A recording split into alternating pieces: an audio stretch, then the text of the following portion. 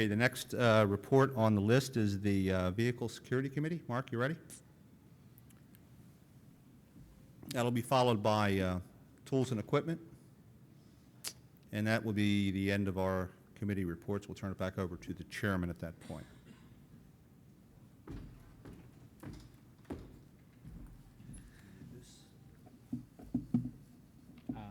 No, I'll be okay. You know, it's always interesting doing these meetings because we have our Vehicle Security Committee meeting in the morning, which means in the little bit of time that we have for lunch, we spend most of it writing our committee report. So if it looks like I just finished this, it's because I did. Some things that have happened since we met last spring and updated as of our meeting this morning, first starting with Policy Working Group. As you all know, a big part of the whole Vehicle Security Committee is the Policy Working Group and, you know, initially developing policy, but also evolving the policy as we learn more about this, the system we've built. Interestingly, I think for the first time since we started this whole affair, we really didn't have any policy changes or revisions necessary during this last period since we met in the spring.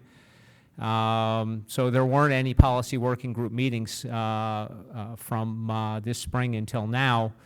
But we do have some evolving policy issues that we need to be thinking about. So moving forward, the policy working group is going to be involved in essentially restating the terms and conditions that were written when we started this whole activity that essentially govern the use of SDRM.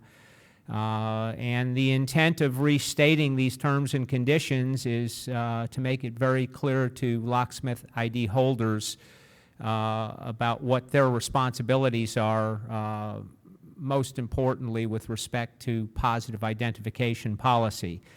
So the deliverable out of the policy working group after they meet on this subject is going to be a communication that's intended to communicate new auditing policies that we've undertaken, and I'll explain that in just a moment. This communication about new auditing policies is specifically targeted at encouraging strong adherence to the positive ID policies that really are the foundation of all of this. So let's talk for a moment about audits. One of the things that we've instituted is a policy of random audit, and while we haven't communicated that yet, we think that random audit's the best way to get folks to follow the rules, because if at any time you can be requested to provide paperwork that supports the transactions you're making and you're legitimately using SDRM to run your business, you know, you're probably going to keep your paperwork up to date for risk of losing your privilege. So ALOA, as the Secure Data Release Model Administrator, instituted these random audits with the intent being to ensure compliance with the positive ID policy, and the way we're doing this is through requests of a document that we call a D1 form. It's essentially the document that that a locksmith has signed by himself, and that provides information about what they looked at to determine the authority of the requester for a key code. So we're actually randomly requesting D1 forms from locksmiths, independent repair shops that request this information, essentially to substantiate that they, you know, that they in fact verified the identification of whomever they were getting key codes or immobilizer resets for. Another thing that we're doing right now is ALOA working with NICB, and Claude and myself, we're also looking at how we're going to do an audit trigger standard where we can look at the volume of transactions. We can look at the scatter of transactions for a given locksmith ID. And when I say scatter, one basic premise of secure data release model is that you should only get a key code for somebody who you actually can, you're face-to-face with the customer, you have them show their proof of identity, you have them show their proof of authority in the form of a valid registration, et cetera. If you can't demonstrate that you've done this, then essentially you're in violation of the rules. Well, there's folks that would like to get into this registry and use it that would like to just sell those key codes without having that direct contact with the customer. So one of the ways to defend against this is to look at the transactions, and any LSID holder that has above a given threshold of transactions is a target for an audit just because of volume. But another thing that we look at with the help of NICB is the scatter. Is their transaction history all in the state of Illinois and they're an Illinois locksmith?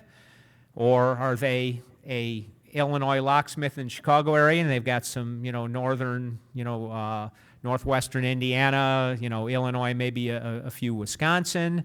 Or are they in the middle of Texas and they've got transactions ranging from California to Washington State to to Virginia and who knows where else. So we're looking at those types of things and trying to establish triggers whereby we can keep people who don't belong in this registry out of the registry.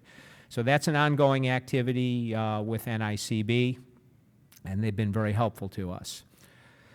The Security Review Committee, as an outcome of the active efforts to maintain integrity of the registry and its users, there have been several suspensions pending review of required paperwork, and one registry member in particular was suspended from the registry and back in July appealed that suspension, which was turned over to the Security Review Committee. So a year ago, we were telling you we were just forming this Security Review Committee whose task it would be to work through disputes like this.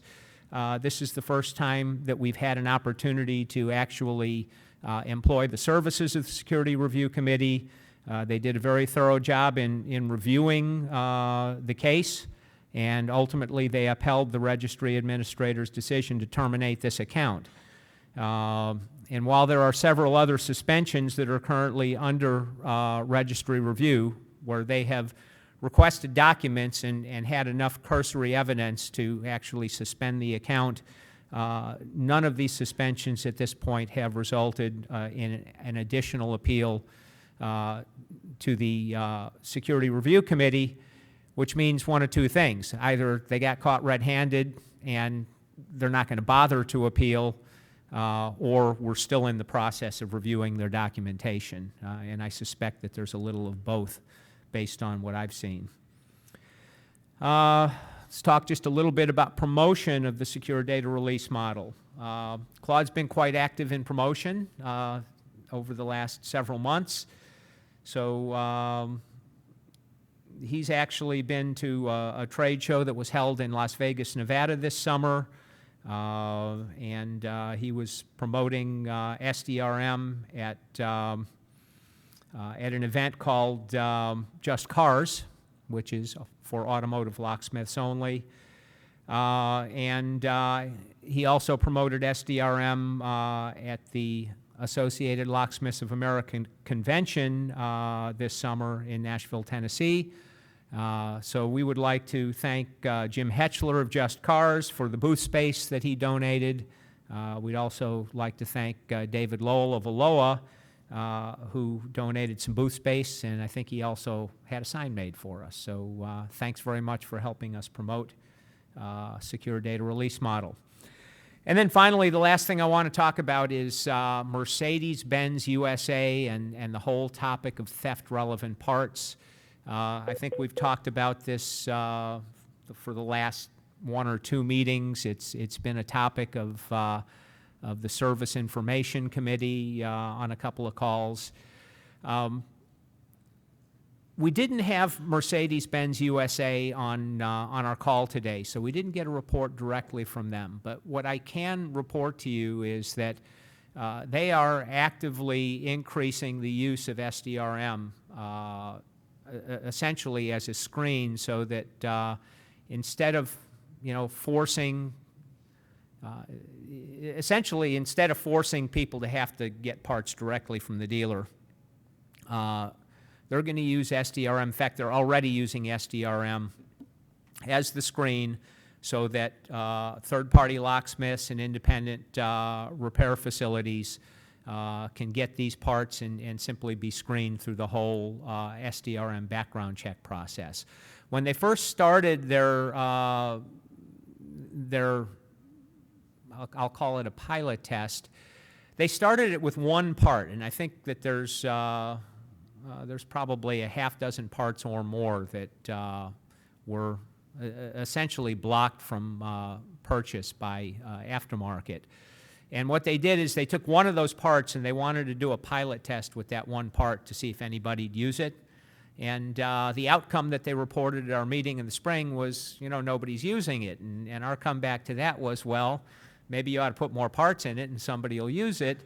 So I'm happy to report that since last spring, they have apparently added all but a couple of parts to the SDRM system. I understand it's getting used a little bit now. I don't have any statistics, so I can't report exactly how much it's getting used, but it's getting used some. So the bottom line with Mercedes-Benz USA and the whole theft-relevant parts issue is they're trying real hard, and we have to understand that they are a distributor of Mercedes-Benz products in the United States. They are not the manufacturer. They have been working very hard to get Mercedes in Germany to come along with this, and I think that they have really done an exemplary job of essentially of implementing this program. And I think when we report to you next time in the spring or next year when we're here, I think we're really going to have a significant success to point to with Mercedes-Benz USA. And that's all I've got. Thank you very much. Any questions? Yeah, and anybody have any questions? I'll take that as no.